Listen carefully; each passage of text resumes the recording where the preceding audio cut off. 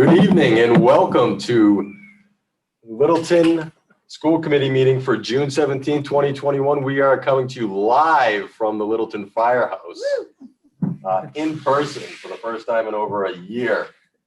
At this point, I would like to accept a motion to move into executive session with the intent to return to open session. So moved. For the purpose of returning, for the purpose of negotiations, contract negotiation discussion. Yeah. Second. Motion made and seconded. This will be a roll call vote. Justin McCarthy. Yes. Brad Austin, yes. Dimlin McCarthy Rassius. It's actually my name. Yes. Jen Gold, yes. And Matt Hunt votes yes as well. So we off the air? Are we off the air?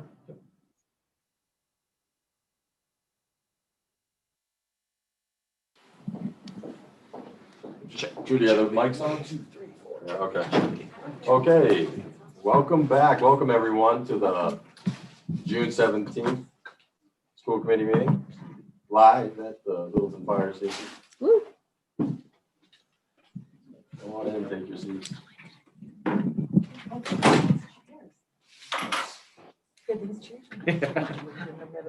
Lynn Snow approves of the chairs. Yeah. We gotta find our meeting these chairs. You can't take one. You can't take one back with you. They are complete. They're not bad. The chief will be on your tail getting the back. So Yeah, it looks like everyone's settled. At this point, I will accept a motion to accept the minutes from June 3rd, 2021 and the oath to bills and payroll. I make a motion to accept the minutes from June 3rd, 2021 and the oath to bills and payroll. I second the motion. Okay, motion made and seconded. This is a roll call vote. Jen? Jen Gold, yes. Dimlin? Timothy Rassius, yes. Brad? Brad Austin, yes. And Justin? Justin McCarthy, yes. Matt Hunt votes yes as well. Okay, this is our first opportunity for interested citizens. If anyone has any questions for the school committee or concerns, this is a good time to air them. I don't see anyone in the live session. Do we have anyone coming in from the interweb?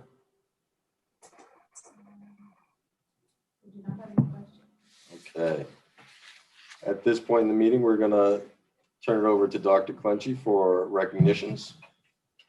thank you. It's really exciting that during the upcoming year, we're going to have student representatives sitting at the school committee table with us. I'd like to welcome Madison Scheffrin and Stella Austin. And again, they'll be joining us in the fall. We typically have student representatives, but during COVID, we felt that it would be better to not do it for the year because there was so much uncertainty. Second recognition, those of you that were at town meeting were able to see Maddie Colson accept an award for artwork that was published on the front cover of the town meeting report. Great piece of artistic work, and thank you very much, Maddie, for entering, and congratulations on a job well done. Before the meeting tonight, we held a retirement reception for our retirees this year. It was nice to see our retirees out in person and be able to congratulate them in person and wish them well as they continue a new life journey. I have a couple of other recognitions this evening as well. Our Littleton robotics team's been around for, I believe, around 5 years. They started out at Littleton School and then decided to become broader and take all of the students within the Littleton community. They have done an incredible job over the years. This year, they actually ranked #1 within the New England states and number 11 globally. And recently, they were able to earn a spot in the worldwide FRC Hall of Fame. I mean, that's just incredible. In 5 years, they've been able to do that. If you've ever been able to see some videos of what they're doing at competitions, it's just incredible, the skills that they've developed, and really proud of that team. John Harrington and I have had the privilege of watching them grow from assembling and trying to get enough money to buy equipment so they can build robots. And, now 5 years later, look where they are. So congratulations. We're really proud of all of you. And special thanks to Katie Bonner for spending a tremendous amount of time helping organize that group and keeping them going. Those of you that follow Twitter, I'm sure we're aware that our high school drama program was able to keep going this year. Incredible considering the year that we had. They produced a movie, Romeo and Juliet, and it premiered the other night. Special thanks to Adam DeCoste and all of our students that were in the production. Just incredible, hard enough acting on a stage, but to do this, under very limited conditions and actually produce a movie, rent Neil Cinemas and have a premiere. It just shows you how creative that our students are, and under the direction of Adam DeCoste, we're very fortunate to have him as well. So congratulations. Those of you that are free Monday night, they're having a open presentation or movie to the public at 7 p.m. Please come out and support our high school drama organization. Half the proceeds will go to Fable, and the other half obviously will help pay for the space at O'Neill Cinemas. And I'm going to turn it over. I know we have principals watching, or they're zoomed in, so to speak, from home. And this is our last meeting of the school year, so I think it's important to take some time if we have some other recognitions that we would like to talk about. John? We were talking about softball team. The girls varsity softball team at the high school had a phenomenal game, 1-0. Thriller, extra innings. It was supposed to be 7 innings. It went 12 innings. Casey Ricard was absolutely a star. I believe, if I recall correctly, 26 strikeouts. She scored a triple. She had a no-hitter, and she got the last out of the game by catching the ball at the first. Sort of reminiscent of the Red Sox World Series win back in the day. So it was a fantastic, thrilling evening. Really historic, I think, for Littleton High School athletics in terms of an individual performance. Right? Do I dare say Hall of Fame already? It was amazing. So, but a shout out to the whole team, the coaching staff, Mike Lynn, putting the program together during the pandemic. And they really thrived, and they had a wonderful night, mask-free, enjoying the game and winning in a real thrilling fashion. Awesome. Great job.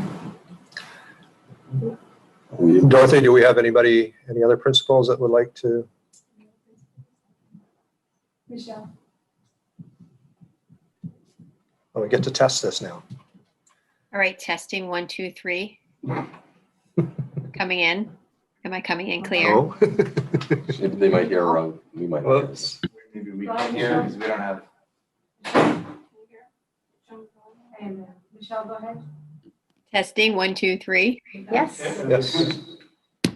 All right. Beautiful. Welcome from Tingsboro. So I didn't really prepare anything, but I was just thinking really quickly off the top of my feet. There is a huge thank you that I want to put out there, and many of you know that Connie Farago has been out on leave for quite a bit of time, and we have had Claire Wodzinski jumping in. And when I say Claire has kept our ship afloat this crazy year, I mean, it doesn't even do justice to what she's learned between budgeting, email, Aspen, everything that she's done. So we thank her all the time, and I just think publicly everyone needs to know how amazing Claire has been, because if you know Connie knows all. She is the omniscient.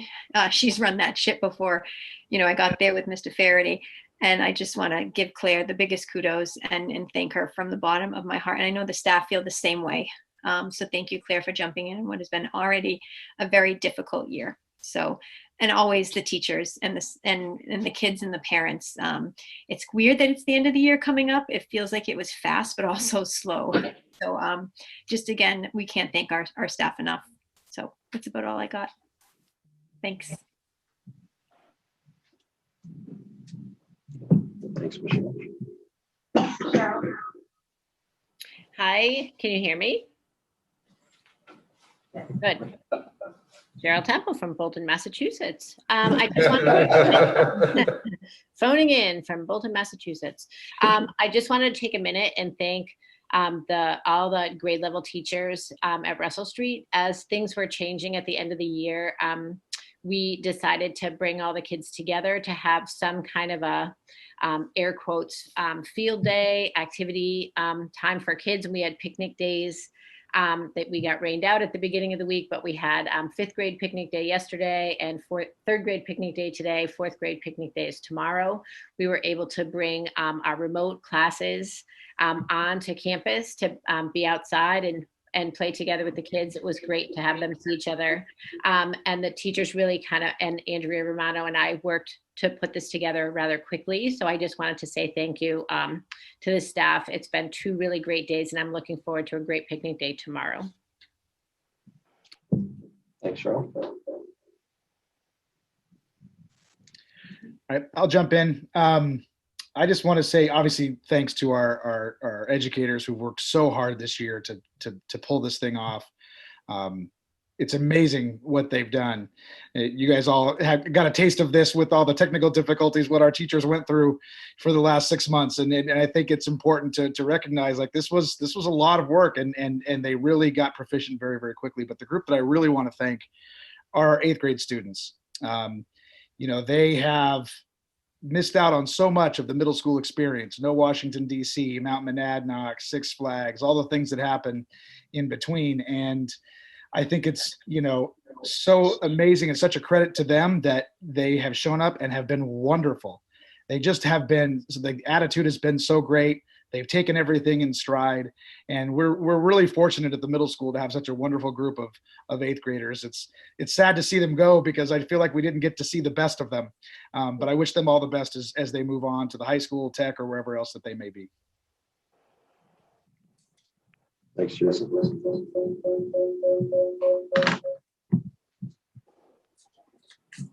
Okay.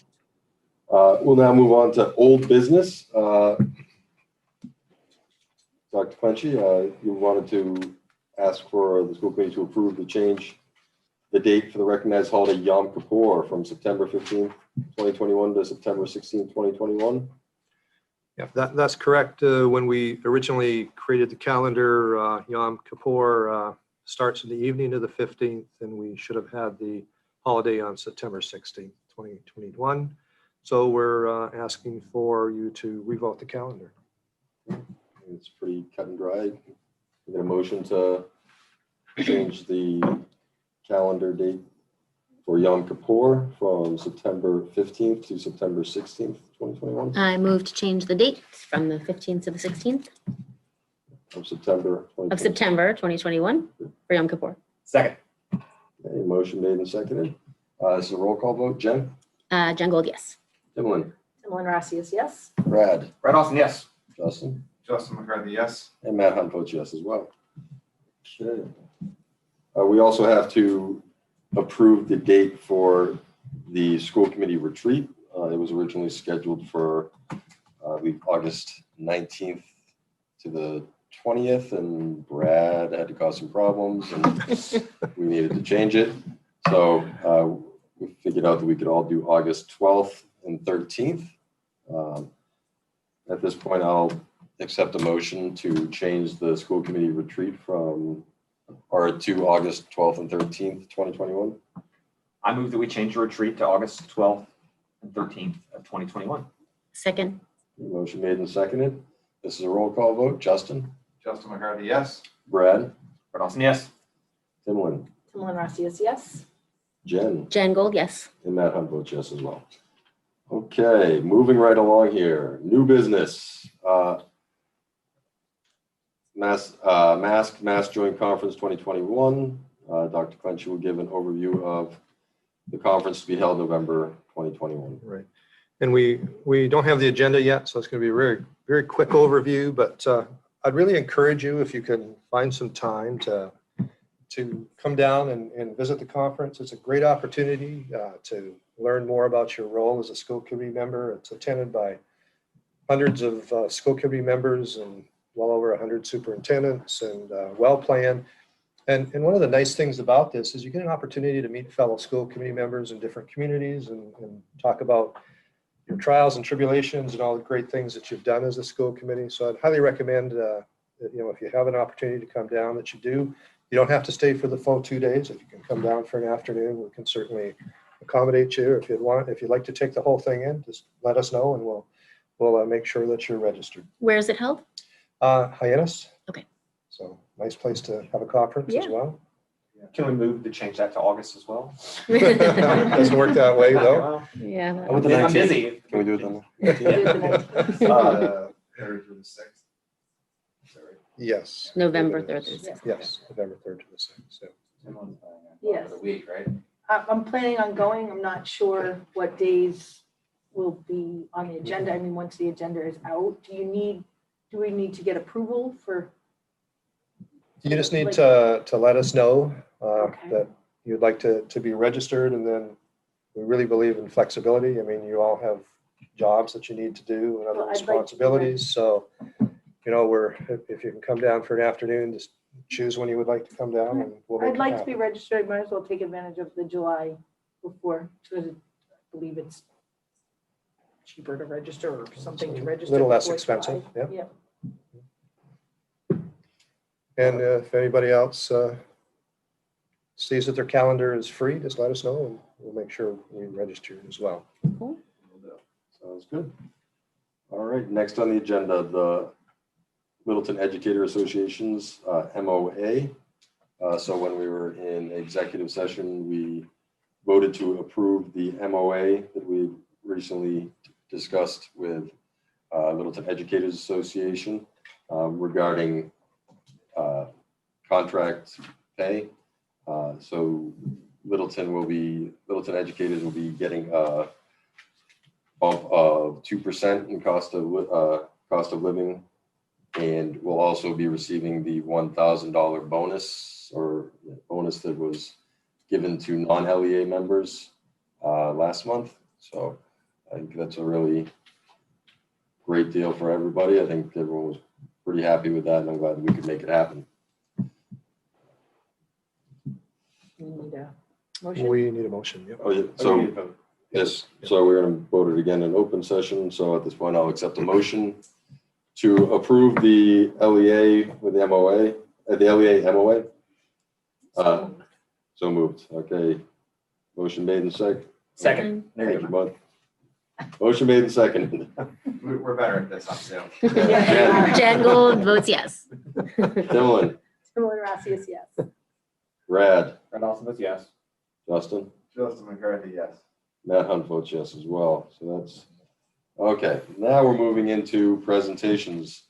So handbook changes. Do we have any handbook changes for the? This is one of the first years that we haven't had handbook changes, so there's no reason for a vote, just so you know, because most of you are fairly new, being a school committee member.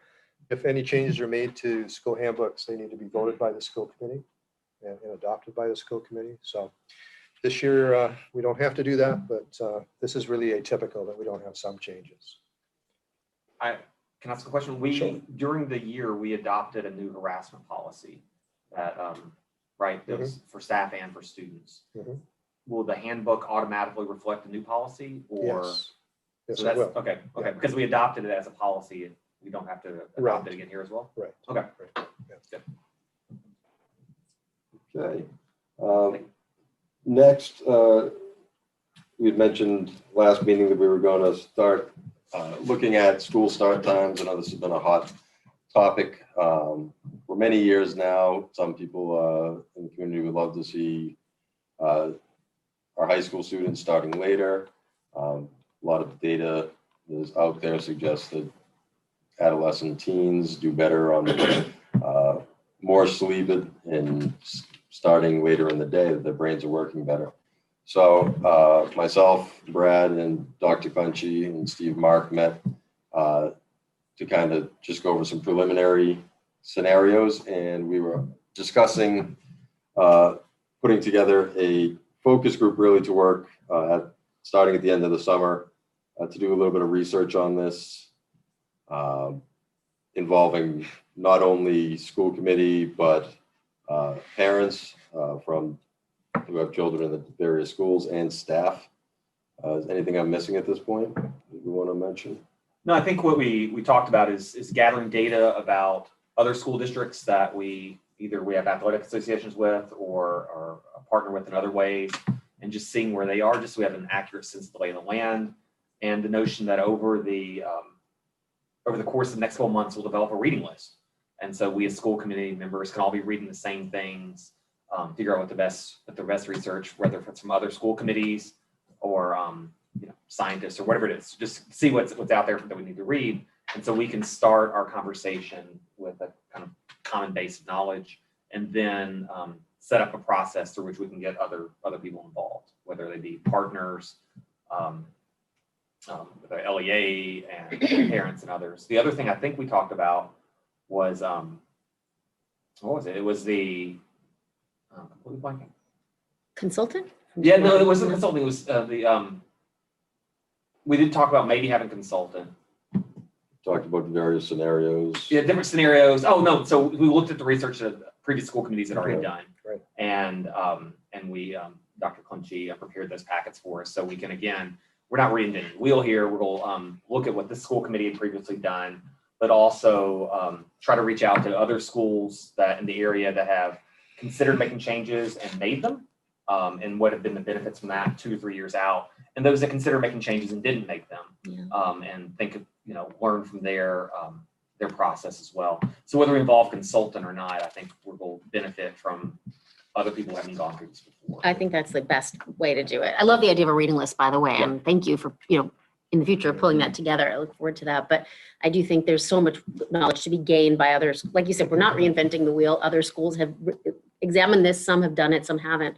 Let's learn from their successes and mistakes. Well, and I think part of the conversation was that if we make any changes at all, we'll do some partnership with the other schools with whom we work, and we can learn from other people and just how to navigate that as well. We want it to be a thoughtful, kind of iterative process. We're getting feedback from folks. It's a big change if we decide to make it, where it can be a big change. It can be a more minor change, or it can be a not change at all. But I think we'll be in a good position to start making an informed decision September, October, and then we'll have to decide, how quickly do we want to move.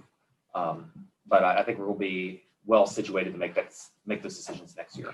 Realistically, in terms of timing, like at what point do you have to make a decision in order for the change to kick in, either the following or the 2 following school year starts? I can certainly talk to that. I mean, if there's going to be a fiscal component to the change, we really need to have a decision made early November. For the September next year, 2022. I mean, we give our number to the town in early November for the next budget year. And we're just really unrolling the current budget year. If there isn't going to be any additional funds necessary for the change, then we can go a little later. It does take time. I mean, I know this was implied, I'm going to say it again. We really need to make sure that we take the time to tap students' voice in this process as well. I mean, this is key to success. I mean, they're the ones that it's going to affect, so we need to spend some time with them. In terms of a consultant, we had a good discussion about that. I mean, we have some good information. Brad's going to help us synthesize some further literature. We've been in contact with another district that I watched closely a few years ago implement the change, and they're sending us all their information. So special thanks to them. That's going to help us. It's going to be a huge help to us. But when we go to a public forum stage, it might be a good idea to bring a consultant in, just because it emphasizes the necessary neutrality that needs to exist in those meetings. And if any one of us do it, I mean, I know we're neutral and unbiased, but we need to be perceived that way as well. Yeah. And bringing somebody in outside of the community really takes away any side roads that may be taken unintentionally. Makes sense. Okay, thanks.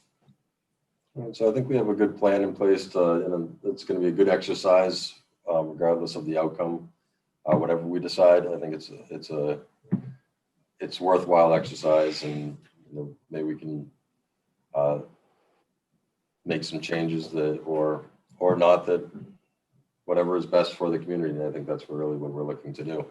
But one of the things we talked about is that one of the benefits from this last year is the level of public engagement, right? And so this is a big decision. This is something that I guess the community has kicked around for a while, is that let's take advantage of the public engagement. Let's take advantage of the ability of people to participate through Zoom and other ways, and really tackle this question in a kind of thoughtful way. So I think we're well positioned to be ready to do that in the fall. Agreed. So, teachers, parents, if you guys are interested in being part of this group and doing some research with us, let us know, because we'll be reaching out in August to get this going. But I'm excited, and just to turn our attention away from something non-COVID, turn our attention towards something non-COVID related. And the other thing is that, if I were to say one last thing, is that we talked, this has been a conversation that's been ongoing for a long time. I think one of the things we learned with this last year is sometimes you just take the vote, right? You have the discussion, you hear it out, and you take a vote. And then it's kind of decided for a while. And so let's do the work and then make a decision. Sounds good. All right, so we'll hear more on that in the fall. Right now, Mr. Kamal, would you like to give us an update on the bell schedule over the 2021-22? Yeah, of course. Presentation. Yeah, your presentation and pull up. And before Mr. Cabal starts, we've been toying with bell schedule change at the high school for, well, John, many years. And we were always able to get close, but there was always an impediment that was able to get in the way. Having an opportunity to decrease the number of courses our students were taking during the pandemic was a road we wanted to go down for years. And as a result of needing to do that through the pandemic, it demonstrated to all of us that this would be the best way to go. And I give the high school a lot of credit for rolling up their sleeves and creating a schedule that allows students to take fewer courses at the same time, but also is cognizant of the time that students are in a single class. I mean, there's a benefit to having longer classes, but that benefit subsides once you reach a certain point. And I think they've done a great job in determining exactly what they need to do. My recommendation is at the end of next year or prior to the end of next year, we do an evaluation and decide whether we need to tweak that schedule anymore or we're on the right road. So with that note, Keith, I'm going to turn it over to you. Perfect. Thank you. Although you guys, I just want to thank Keith for his hard work on this and the team he put together. It was a very collaborative process that really began many years ago. But Keith brought it to fruition this year, especially with lessons we learned from the pandemic schedule that we had created during the closure for the reopening. And we made adjustments based on what we learned during the pandemic. So thank you, Keith. All right. Thanks, Keith. Yeah, of course. So when we started looking at the bell schedule, again, it's something that we've been talking about for a number of years. And my first year at the high school, like in the first month I was in the high school, we had a presentation in one of the classrooms about options about bell schedules.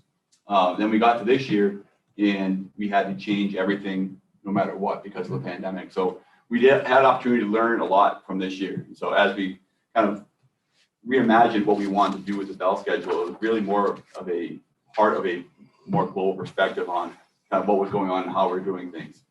You go next slide, Dorothy, please.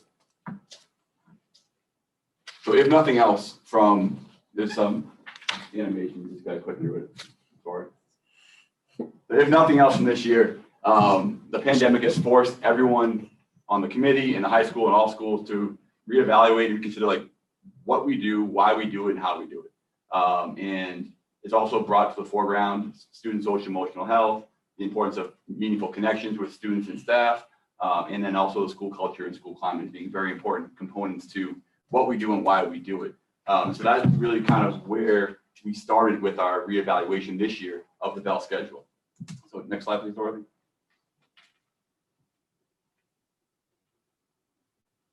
So as Dr. Harrington mentioned, going all the way back to October of 2015, there was presentations at the high school level about different types of bell schedules. At that point, we were mostly focusing on more of the traditional waterfall schedules, 5 drop-2 waterfalls and other variations of that. And as Dr. Clenchey mentioned, we really weren't able to get, I can't really hear very well. We really weren't able to get all the way there on a change of our bell schedule. And so again, this year, as we started to refocus on how we organize our day. Can I interrupt for 1 second? So remind us what the high school schedule was like. Oh, You considered a waterfall, but didn't do it. It was Yes, so our schedule pre-pandemic was a more traditional 7-period a day, 49-minute block. Gotcha. Static schedule, everything every day kind Everything of every deal. day. Everything every day. First period, second period. Gotcha. Yes, correct. And so we looked at the waterfall schedule and back in 2015, didn't end up going forward with it, stay with the traditional 7-period schedule. This past year, because of the pandemic, we were kind of charged with reducing the amount of classes per day and also transitions for students in the hallways. And so we went to a schedule this year. We called it a modified block schedule, in which we had 4 classes per day. 3 of them were 100 minutes long and 1 was 50 minutes long. And then on Wednesdays, every class met for the traditional 44, 45 minutes. That was mostly because of the hybrid schedule. When everyone was remote on Wednesdays, every class met together. And on the Tuesday, Thursdays, Mondays, and Fridays, the 4 classes met on those days. So we had that kind of as our background and really a jumping off board for what we're going to look at tonight. So this year, actually going back a couple of years ago, we started having student focus groups. And one of the biggest things that came out of that was student reports of high levels of stress about their academic workload, about the courses they were taking, homework, all these things came out. And we took those results into consideration as, again, we talked about our bell schedule. Throughout the course of the year, there was various points where we checked in with staff about the hybrid model, like what was going well, what wasn't going well, how can we change things for the better with how we do things. We had student and staff surveys that we put out in January or February that were very specific to just bell schedule. It was less general, it was very tied into what was going well specific to the bell schedule. And then we had student focus groups following up on those surveys. And then starting in February and March, there was 4 faculty-led PD meetings that I led to look at bell schedules. That's kind of the process we've gone through over the past 6 months or so, but also going back to 2015. Next slide, please, Dorothy. And so from what we learned from all of these surveys and from our focus groups, it's on the whole, people liked the longer blocks. They liked being able to get a deeper dive into the curriculum. They didn't like the 100-minute block and felt that was a little bit too long. But acknowledging that was kind of a result of the pandemic, they said it was fine this year, but we can do better. But they did they did like the longer block of time on the whole. A large percentage of students indicated that having fewer classes helped in many ways. They felt less rushed during the day. They didn't feel like they had the hectic pace that they once had at the high school. They felt it was more manageable for their overall workload. They felt less stressed because they didn't have all of their homework due the next day. They could kind of pace themselves a little bit over the couple of days. And they felt they had more time in the classroom to actually absorb material, make the connection with the teachers, make the connection with their classmates around the actual material they're trying to learn during that period.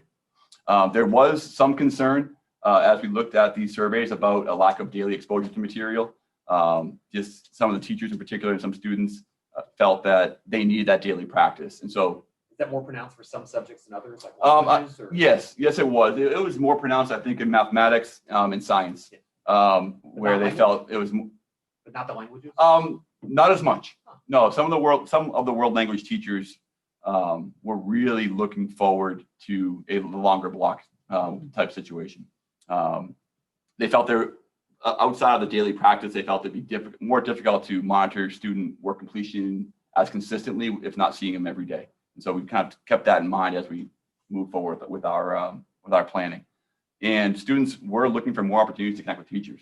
One thing that happened this year with the pandemic schedule is that we eliminated our daily advisory, which was a 5-minute check-in. It was a homeroom, but we got rid of that this year because that was one more transition that we had to manage in the hallways.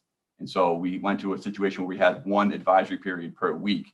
It's on Wednesday mornings for 35 minutes this year.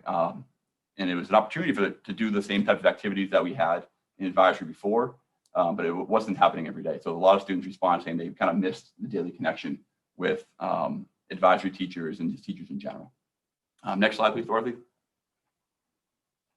And so with those responses in mind, we also, as we started our PD group, we kind of jumped off from the idea that there's a lot more that teachers are being not forced, but have to deal with outside of just the curriculum. We talked about the SS student support team process, response intervention, RTI. We talked about relearning material. We talked about mentoring, advisory, enrichment, student stress and workload, social and emotional health, and just how do we fit all of that extra stuff into our day on top of curriculum. So we kind of kept that in mind as well. And that was probably compounded on mask. You have mask breaks. Oh, other sure. stuff, Yeah. taking away Yep. from- Absolutely. And so the mask breaks this year took away some time, but I think with the 100-minute period, that was absolutely needed on top of just the mask break itself. It needed a break from the mask itself. Next slide, please, Dorothy. And so as we started this conversation, I kind of put it towards the teachers that are on the PD group. Like, if I'm a student in the high school, how do I do the following things? How do I schedule a makeup test? How do I get extra help from your teacher? How do I meet with my classmates about a group project? How do I get a head start on homework if needed? How do I have a choice and a voice, and how do I use my time? And how do I build connections to adults that I want to have a connection to, or I feel I have a connection to? How do I do these things in the course of a day? All very important questions. And then the next piece was, in the next slide, Dorothy, please, is what happens if that same student doesn't have a study hall in their schedule? What happens if that student can't come after school because they go on the bus on the way home? What happens if they can't find a common time with their teacher? If I'm a student who has a need in mathematics and I have a first period study hall, my teacher is teaching that period, I can't get help from that teacher.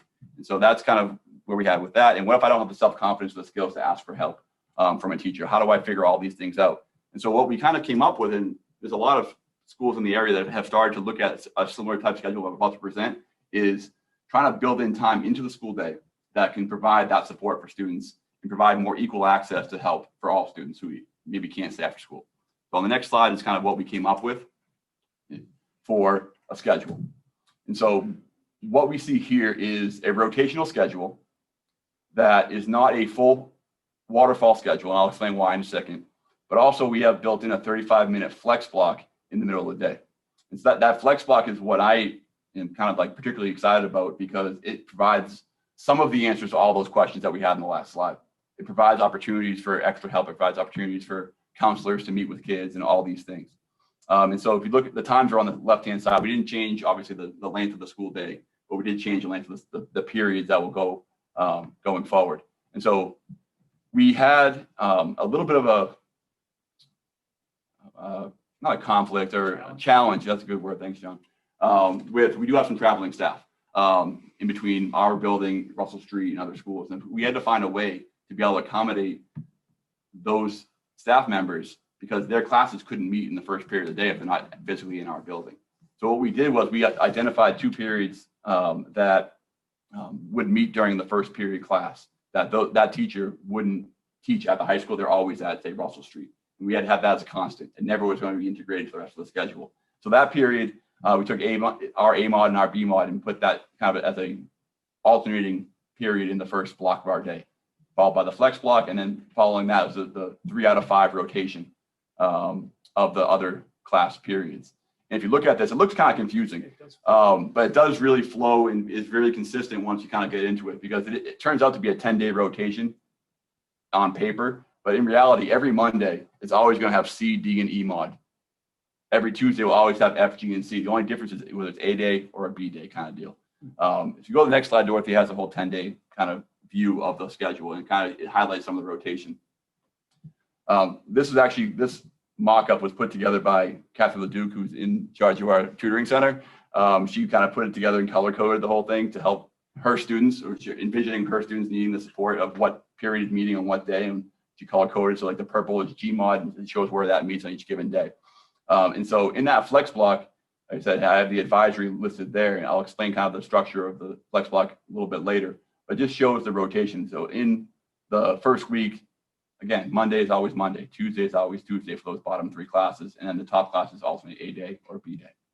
And the classes, the bottom half are all 76 minutes long, and the top one is 92 minutes. The reason why that's longer is because it's only meeting 5 times out of every 10, whereas the lower ones are meeting 6 times out of every 10. So we had to, in order to make the time on learning equitable between the classes, we had to have a slightly So C to longer G, class. those meet 3 times Per every week. 5 days per Yes. week. The others meet. Okay.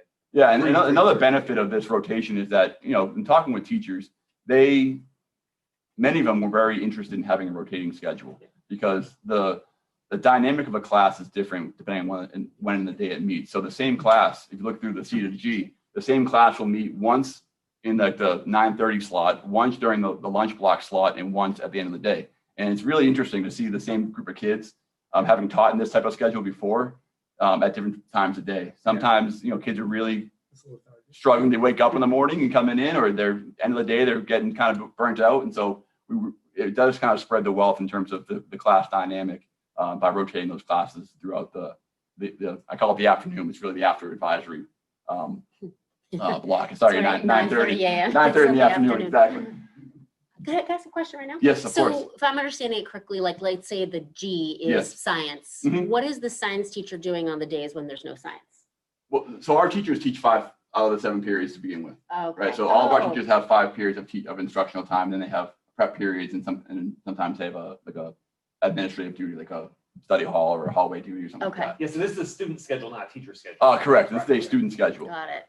So if a science class meets GMOD, for example, on days G doesn't meet, the teacher's not teaching that particular class. Got They it. may be Got teaching something it. different, or could they be teaching or have study hall, something like that. Okay. So even in the old schedule, the 7-period schedule, the teacher still taught 5 out of those 7 periods. And so the other 2 periods were either, prep time or like a study hall. or So is duty that of some sort. consistent from the old schedule to new schedule? Students take 7 classes, teachers teach 5?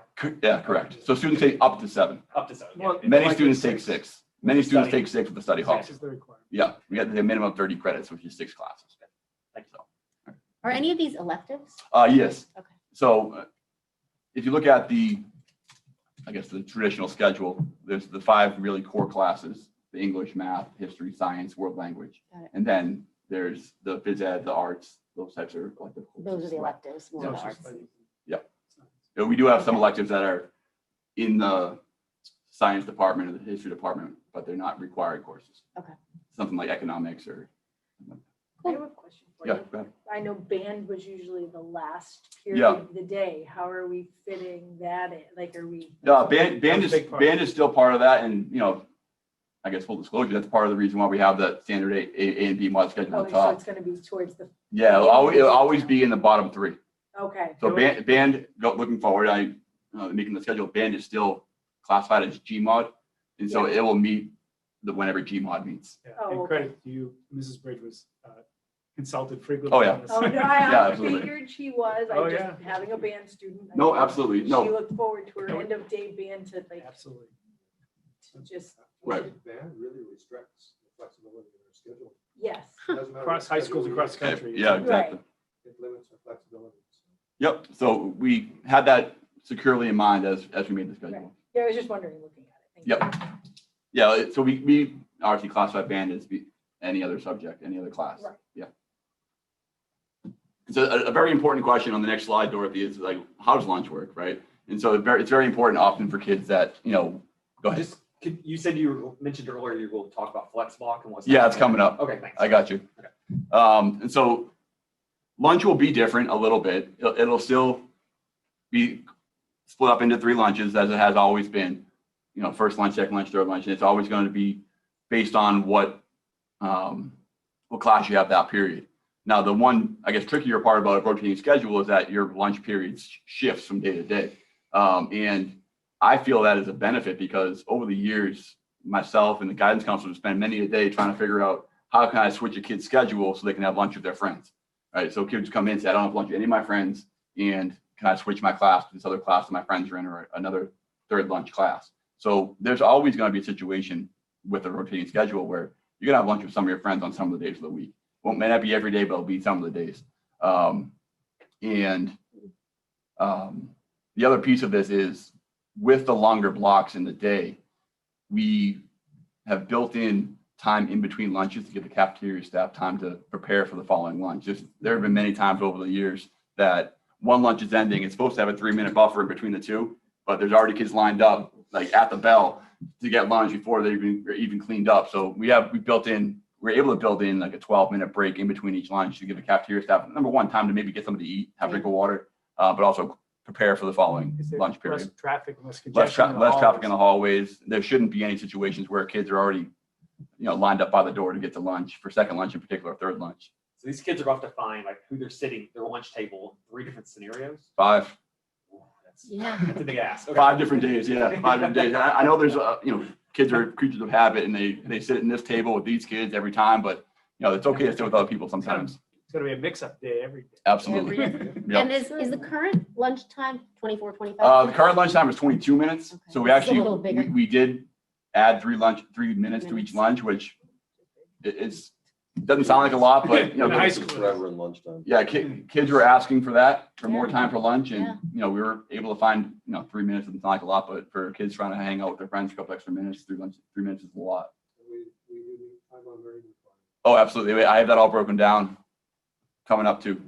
If you want to see how long 3 minutes is, try and do a 3-minute plank. And it drags on forever.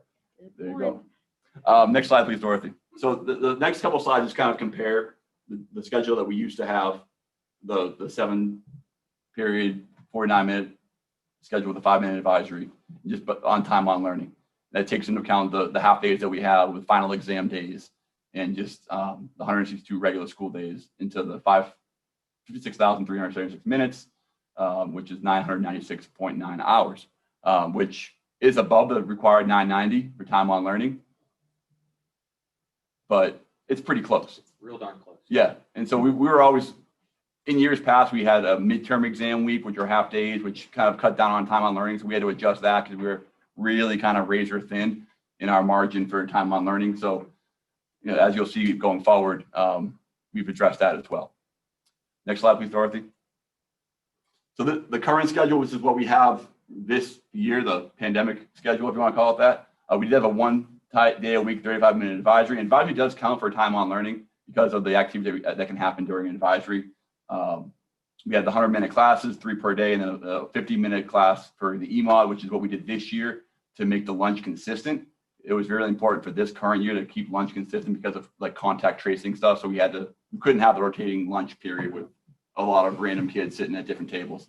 So we had a 43 or 46-minute class on Wednesdays, which end up being 1,008.4 hours of time on learning. Is that based on the 180-day schedule or the 170? It's based on the 180-day schedule. I felt that was a better way to look at it because you had those first 10 days, which impacted time on learning, but also time on learning was cut back this year. But if we kept our current schedule next year, it would be that. yield 1,000. 1,008.4 time on learning. Yep. Like- And then the next slide shows kind of what I'm calling the flex schedule, which is with the one that's being proposed, I guess, or what we're putting in place for next year.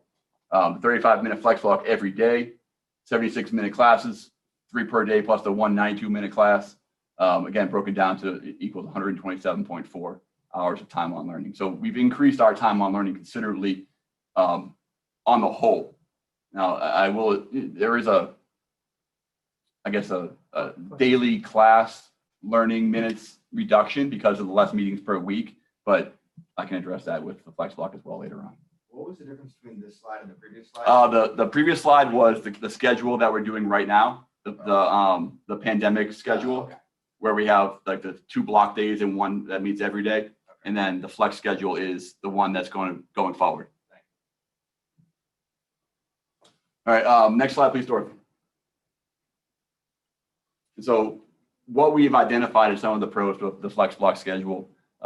Number 1 is that, again, we have fewer classes per day. And we talked about the student stress and student workload. It was really important for us to identify a way to reduce the amount of classes that students have per day to allow them to focus more of their attention on their schedule for that day. Again, the longer class blocks that students are looking for to get that deeper dive into the curriculum. The 25-minute lunch was a benefit for people, for kids, because it gives them more time to eat lunch, to socialize with their friends. The rotation of classes, what I talked about before, gives, again, it's a different feel to a class at different parts of the day. The schedule does help to address student stress, student workload concerns that we heard about in our focus groups going back a couple of years. It will serve to enhance the advisory program. Again, I'll explain that in a second. There is close to 30 additional hours of time on learning from the previous schedule, the 7-period schedule. And it offers the flex block, which provides a daily structure for advisory activities, class meetings, those types of things, which we in the past would have had to create a new schedule for, or disrupt classes and pull kids out of class in order to have those class meetings. As I mentioned before, it does provide more equitable access to support for all students. It offers an expanded opportunity for direct service providers to access students without taking them out of class, whether it's speech and language people or school psychologists, or to provide service to kids during the flex block itself. It also offers opportunity for students and staff to make better connections with each other. Next slide, Dorothy, please. So how will the flex block work? This is kind of a key component to this new schedule. So in that 35-minute window on Monday, what all kids will do is they'll go to their advisory teacher and look at their week ahead. Right? The teachers will kind of be transitioning into like more of an academic advisory type role. I'll mention on the next slide, but not right now, that we did purchase a software which helps with scheduling outside of Aspen for this this flex block schedule. And what we're looking at to begin is that during this flex block, teachers will be available to help students, right? For academic support, make up tests, whatever it is. And if I need to go see my math teacher, I can go see my math teacher. They can schedule an appointment in this software. So is it more or less accurate for us to think about this maybe as teachers' office hours in the middle of the day? Yeah, Okay. sure. Okay. Yep. And it'll be a smaller group too. We can restrict, Sure, we can restrict the amount of kids that are going to see their math teacher, for But there example. should not be, if I understand correctly, like you shouldn't be calling out your staff meeting during this period. No. Okay. This is time for students and staff to work together. This is their time. It's all about, Even National Honor Society Yeah. officers, student council officers, could meet, class officers could meet with their student, Yeah, yearbook pictures, things that take 15 minutes or 20 minutes. That that are Absolutely. they're squeezing in right after school before they run off to the next Right. thing. absolutely. And so, so on Monday, they'll meet with their advisory. So each teacher typically has 10 to 15 kids in an advisory. They'll have 35 minutes to meet with each of their kids, like 3 to 5 minutes each. And on this software, which we're going to use, it talks to Aspen, and it'll pull their grades from Aspen, have like a dashboard that I could look at. If I'm the teacher, I could look at my students and say, okay, you have an A- in history and you have a C in math. So maybe you go see your math teacher on one of these days, right? And so it'll really help to streamline the process of teachers helping kids identify their areas of need. Now, understand correctly what you said is the student and with the advisor can then schedule an appointment with the math teacher then, so you don't have to tell the student, hey, go find Mr. McCarthy, sign up try to meet with him. Correct. You can just say, okay, on Wednesday you're meeting with him Yep. from 9:15 to 9:25. Yeah, 9 to 9:35. Yeah, absolutely. So there is a lot of ways you can do this, that you can have the scheduling done entirely by the teacher. But what I would like to see is that the students have access to their dashboard as well, is they can request an appointment with their teacher for Thursday or Friday, whatever it is. Kids that need to be organized. Absolutely. This is wonderful. Yeah, this is going to help. It's going to help with the management of time. It's going to help with identifying areas that they need. They want to talk to someone about, hey, I'm thinking about going to this college. Absolutely. Yeah, I mean, talking about with our counseling staff, they are very excited about these types of opportunities because, guidance counselors, yes, but also like mental health counselors saying like, I want to run a group. Like I want to do a group therapy session, and it's hard to find kids who are all free at the same time. And so this provides that opportunity as well. Guidance counselors, same thing. We run a very comprehensive guidance seminar for the college process. And sometimes kids don't have a study hall and they can't get the same type of access to that guidance seminar. So we can run those during this flex block too. So are you saying that it goes in the opposite direction in the sense that if there's a guidance counselor that knows that they want to have 10 kids come on a Wednesday, from 9 to 9:30, can the guidance counselor or the teacher invite 10 kids? Absolutely. So it goes in both directions. It goes both directions. That's pretty cool. Yeah, it goes both directions. So if they say you're a counselor or a teacher and if I know I need to see a kid about an assignment in my class, I can go into the software and say, on Friday, this kid needs to come see me. And then when that kid's meeting with their teacher on that Monday, they'll see their dashboard will say on Friday, well, I know you're already scheduled to go see your history teacher. Yeah. I'd like to add one other thing too, that I think the guidance counselors would like, is that we have college admission reps visit, and that's really increased. We kind of put it on ice this past year, but it was really growing and growing. Lots more college reps want to come and meet Littleton kids to kind of recruit them. So say you have a rep from Salem State or Boston University who wants to come in and meet with a group of They're kids. basically the same school. In Northeastern, St. Ansel, we have all these schools. So if we had a rep though who wanted to do a pitch, and kids, we do this anyway, but they often have to leave their classes for that. And this would be perfect. It's just the right amount of time for a rep to kind of hand out some things and make a brief presentation to students. It's the same thing like for a military recruiter, somebody wants to come in, or We use it. Typically, typically like say the military often comes in during lunch and they set up a table. We could do the same thing, or internship coordinators, whatever it is. Yeah, there's lots of possibilities with this flex block. And in schools that I've talked with that are running these types of programs, as they become more comfortable with the flex block itself, they start offering like different types of activities during that time, like extension activities, passion activities. Like I was at a school a couple of years ago talking to one of my former colleagues, and that day during flex block, one of the teachers had brought in his car and was teaching kids how to change their oil, right, or change a tire, like life skill type things that can be built into the academic day. And so we really want to focus again, beginning on the academic support, student service type things, and as we get more comfortable, maybe second semester down the road, we start building in those other opportunities for staff and students to kind of use that time differently. So is this going into effect starting in September? Yeah. Okay. Yep, absolutely. Well, we have to vote. No, we don't. No. This is more about this is what we're doing. So Yeah. There's one more click on this slide. Just shows the Friday block. I think. I have a quick question. Yes, I'm waiting for Friday to come out. Yeah, Friday's the same. It was just throwing this curveball. no. It's So if I'm a math teacher, Yeah. right, and on Monday I'm going to have my 10 to 15 kids that I'm going through the week with them. Yes. And then Tuesday through Friday, I'm going to make myself available. Correct. To students who need extra math help, and like if I teach a couple different math subjects. Yeah, you could do that. Then I might have to break it up and organize those extra study groups. So essentially the whole school is sort of working together in a study group fashion Tuesday through Friday. Correct. And then we're going to throw in all this other fun stuff like changing the oil and all that stuff. Too, that's down the road. Yeah. But the idea is it's like the whole school is going to pause for 35 minutes and you're going to go get some extra help where you need it. Yeah. And I know, and I think Russell uses like the win block mentality of what I need. Kind of along those same lines. This sounds great.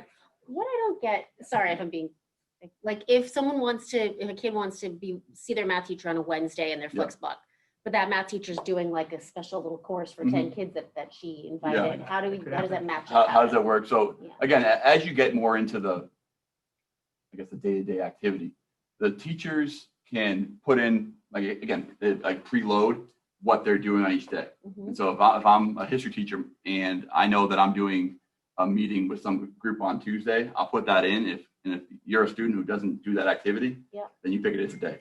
I think of it just like an Outlook calendar for work. We Pretty just much, all live by that, and you can see what's available. So my history teacher's not available Tuesday, but I'll see her Thursday. Next week. Absolutely. Or next week. Yeah, absolutely. And then there are students who at that time don't need extra help that week. And so we're going to also build in other things for kids to do during that time. So some kids just really need a quiet study hall. Yeah. So we'll have the library available for that. Or because of the rotational schedule, a student may not have a gym class that day and they want to get a workout in. Coach Lynn will be down in the weight room during that period, monitoring the weight room during the flex block. We'll have someone in the gymnasium. We'll have someone in the cafeteria for kids who want to go eat breakfast and just have a more relaxed, unstructured time because they have all their stuff kind of together. Right. They have all their work done. They're caught up. And that Littleton Cafe piece is something we wanted to do a long time with the cafeteria to create that. So it's part of the college culture too, definitely, and lots of high schools. But we've never really had that time during the day where, hey, if you want to go grab something, grab a breakfast sandwich and a coffee or whatever, water, you can go and hang out in the cafe. What I can see as some of the best interactions I've had with students as professors, hey, let's go get a bite to eat. Let's go sit down together. And so maybe you're not meeting in a classroom, you're just sitting at a table, having a bagel and talking through things. Maybe that's where your office hours are that day. Sure. Yeah, it provides that opportunity for a lot of, number one, it could be really structured time, but but also more unstructured time, is connections and collaboration, that kind of thing. You Absolutely. sold me. I like it. I Great. wasn't sure, but now I'm coming around. Perfect. Sounds why I'm really- here, right? Sounds great. Yeah. It's a lot of information. Yeah, it Would you is. be Yeah. Would you be able to come back to us and share with us the data on what percentage of students are actually Yeah. booking time versus floating around the school and grabbing bagels with their buddies? Yeah. Yeah. Right. That, I mean, that's the Yeah, that, I used to. right. That's going to be the benefit of having the software itself. Yeah. That'll be able to track where students are supposed to be. Yeah. At a given time. It sounds great for those that are willing and want to take advantage of it, Yeah. but it Yeah. also sounds like we could have a significant amount of the students just not playing, playing cards with their friends in the back of the room. There's a lot of structure to this. Yeah. It may not appear that way, Mhm. but they're not gonna have excessive time. Right. But at the same time, we really needed to think of ways to help our students become more independent and make good decisions during the school day. Right. I mean, we have to prepare them for education after high school. What we found is that sometimes, especially if it's a high achiever and get to a flower shape, that's actually a good time for them to have a little downtime to do exactly that. To play, we have when we've had activity periods. Board game club. We have kids that play chess together. Right, yeah. Yeah. I mean, I had They a, fight checkers. Lexi graduated, she cards. took all 4 years she was there. I think her senior year was the first year she took a study. Right. And she could have used some downtime. Yeah. in my Yes. We have to opinion. kind of She force was those very kids sometimes. high-stressed and put that Part of stress the on whole- herself. And I Yes. think doing it to have them like take a minute, take a breath is Right. good for them. And you have to remember, some students are gonna be carrying full schedules. So they're gonna have some time. Yeah. As well. I mean, that's typical in high school. Mhm. Not until the junior year. Yeah, you get a little more flexibility junior and senior year. Freshmen and sophomores can have study blocks. They have to take at least 30 credits, but they can have a study block. But a lot of their time is structured because they are trying to fulfill all the core requirements. I'm guilty, I know. Next slide, please, Dorothy. So I referenced the software we're going to use. This is kind of a snapshot of what it looks like. They'll have the scheduling tab they can look at, and you'll be able to look at a snapshot of each kid's academic performance as an advising teacher and help them manage their week. And students will have their own accounts, staff will have their own accounts.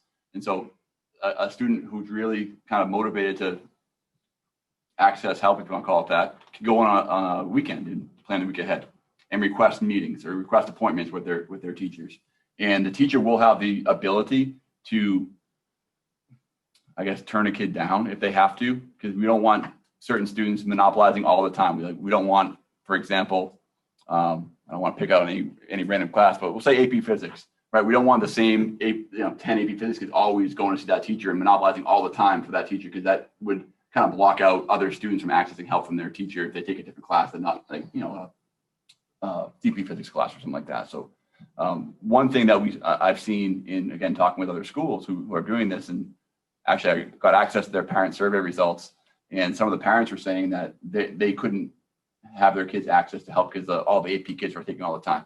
And so that's why I want to have it be a request kind of situation, not a I'm booking an appointment situation for student requests for appointments. If a teacher books a student for a class signs a month and they don't show up, it's considered to be like a skipped class Yeah. and they'll get referred. Yep, absolutely. So yeah, that's what we're looking at with the accountability piece. And that's why we really want to focus on having something that could track the whereabouts of students, where they're supposed to be and if they're showing up or not, because we do want to be able to hold kids accountable for being in class where they're supposed to be.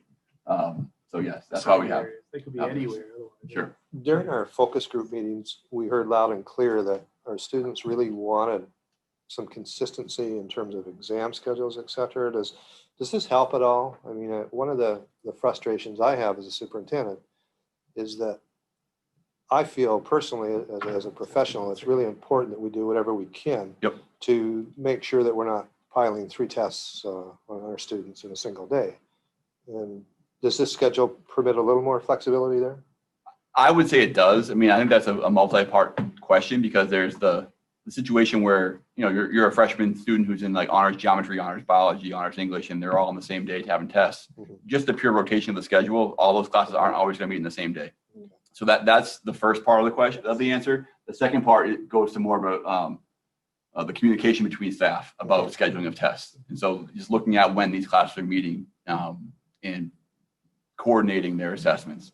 But I think the rotation in itself will provide some of that breaking up of assessments because not all classes meet every day. Right, I agree That's with good. that because I know that Lexi's schedule was heavy on AP courses for Mhm. for 2 of the days. Yeah. Then our other 2 days were like her Elective courses. elective courses, so she would kind of, So statistically, it'll end up. yeah, It'll come out in the Should- wash a little bit, yeah. yeah. So is there, I'm thinking about students on IEPs who need time and a half or need extra time. It seems like this could be ideal for students getting the extra 30, 45 minutes they Yeah, need. that flex block period in itself could be the extension of the time, Yeah. right? And again, that's Without eating into another class time. yeah, they're not either taking time out of another class, not taking time out of their curriculum skills class even, where they could be working on other things and for their IEP goals. That 35 minutes is almost just about at a half period, right? And so it provides a lot of flexibility, I believe.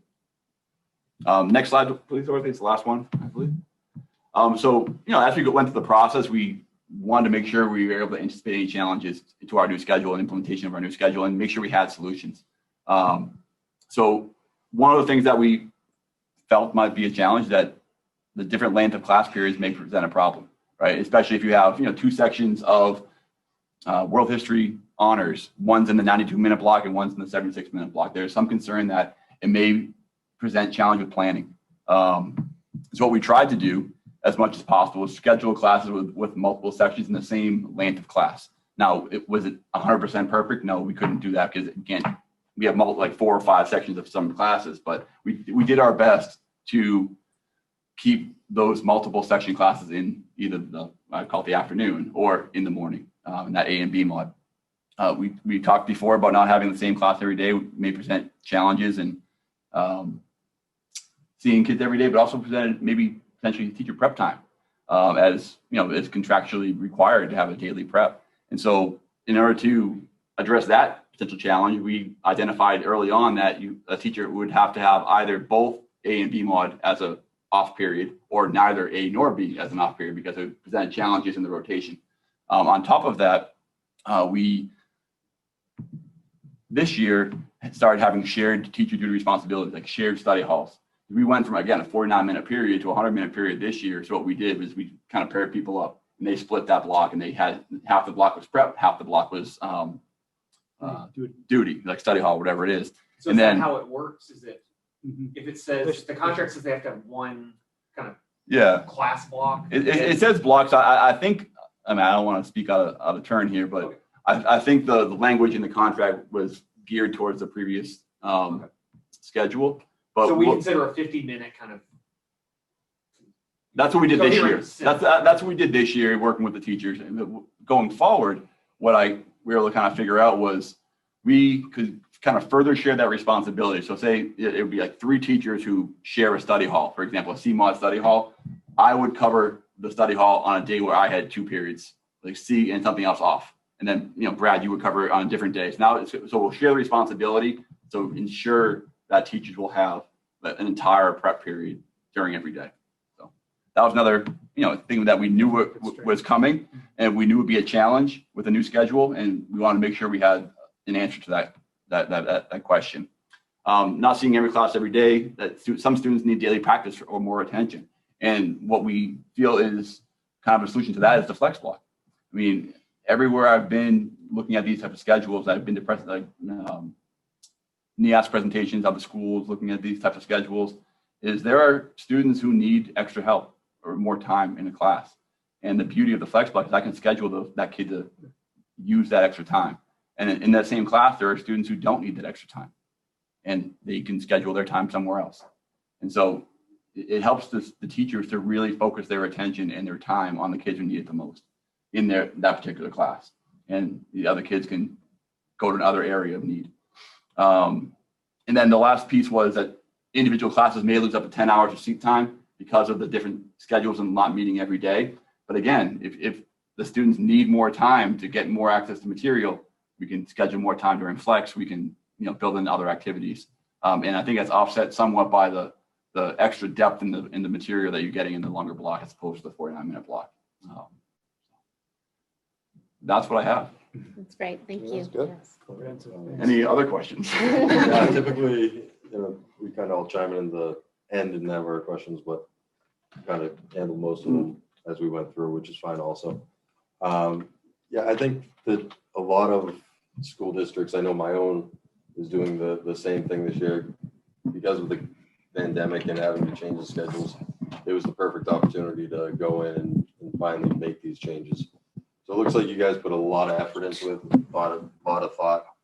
I think it looks great. I think it's definitely a positive, and it's going to help a lot of those kids who are kind of falling through the cracks, I think. Absolutely.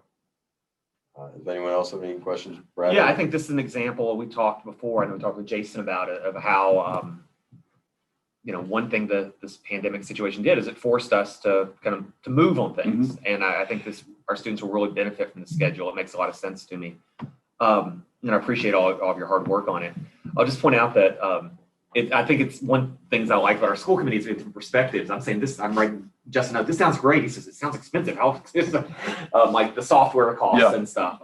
But I just think that's just different perspectives on it. The only thing I'd say about this, and I wouldn't have thought about this ever before this last year, is that this is just assuming that we can have students moving freely around the building without any public health concerns. Right. Right. And so if for whatever reason, I'm not predicting it, I'm not warning it, but say this Delta strain, that's if something happens and we have to really restrict and track student movement, then this will be a lot less attractive. It'll be a lot less attractive, but also because we will have the ability to know where kids are supposed to be, we'll be able to still monitor where they are and contact trace and those types of things. And it would be just one additional move from what we had this year. So it may spread a little bit of different groups together with each other, but I think we'll be able to keep an eye on it the same way. I would say, Go ahead, just add though that we would just delay the implementation if there was some reason that we couldn't enact this next September. And we know how to do exactly that because that's what we've been doing for the past year. So we know how to default to what we're doing. Right. Yeah, and again, I'm assuming, I'm hoping, that those won't be a considerations in the fall, but we've learned this year we can't count on that. Absolutely. The other thing I'll just say is one of the things I like most about this, besides the quality presentation, is that Lynn and Beth were nodding throughout enthusiastically. And so if we're kind of considering it from our perspectives, and I'm laughing about Justin and I say these things a little differently sometimes, ask different questions, having the curriculum director and the director of people services saying, yeah, this is good, this will be good from my perspective, that really encourages me. So and I've talked with both of them throughout the process here and there, more so with Beth than with Lynn, but and actually Beth is helping out with the financial piece of the software from curriculum money, but yeah, it's reasonable. It's not crazy. And then, there have been a lot of conversations about kind of the related service providers in terms of their access and how the rotating schedule may impact them, and especially if they're between buildings and that kind of deal. And so Lynn's chimed in on that here as needed. I'm very confident that we can figure it out in terms of scheduling people. The cost is minor. A number of schedules we looked at during the last 7 years were cost prohibitive because we had to add more FTEs. So we're maintaining our FTEs. The only time we'll change FTEs is, and this typically happens when we start building courses up.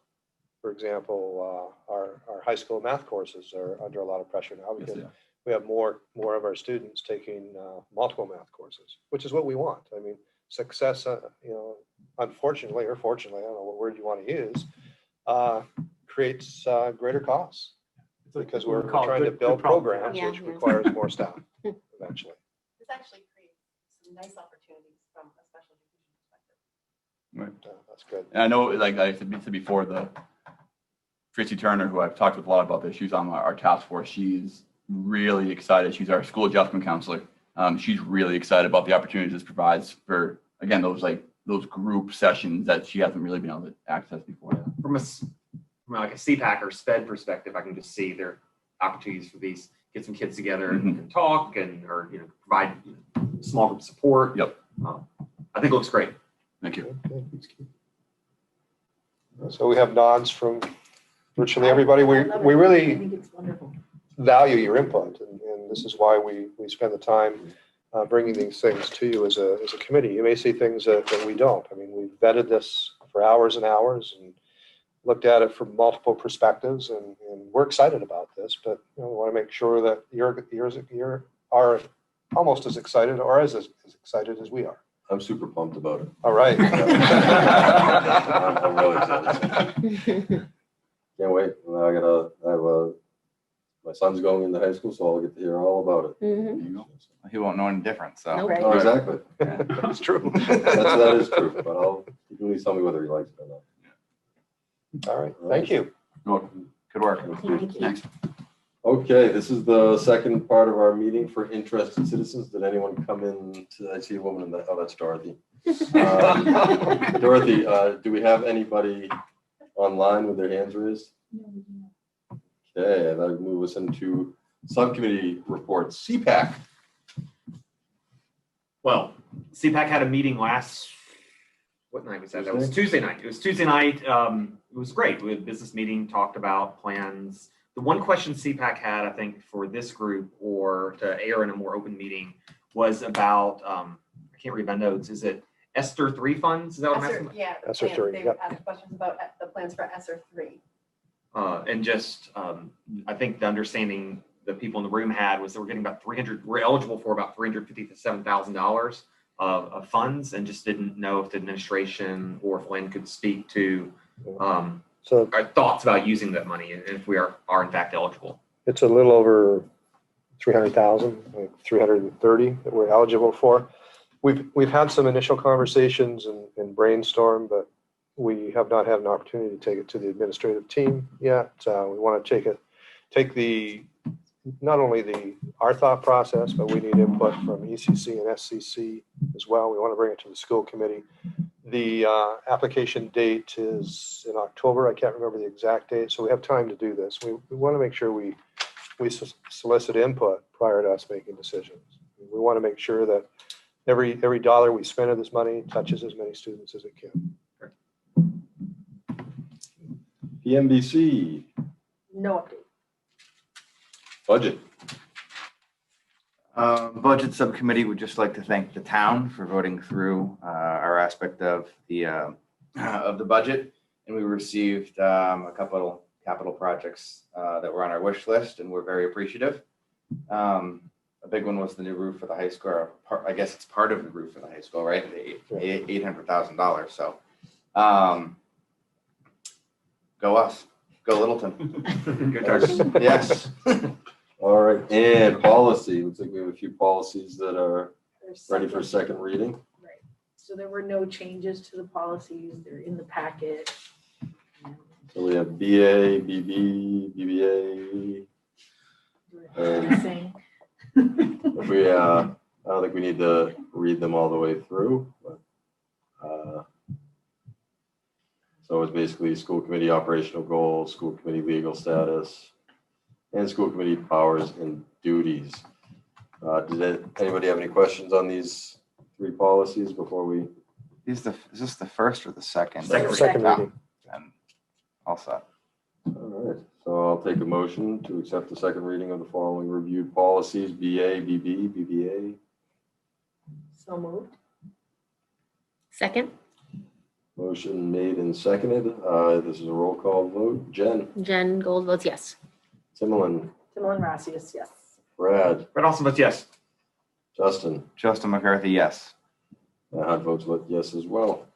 Okay, we do not have to adjourn into an executive session. We had that before, so at this point in the meeting, I will accept a motion to adjourn for the foreseeable future, and we'll be back in.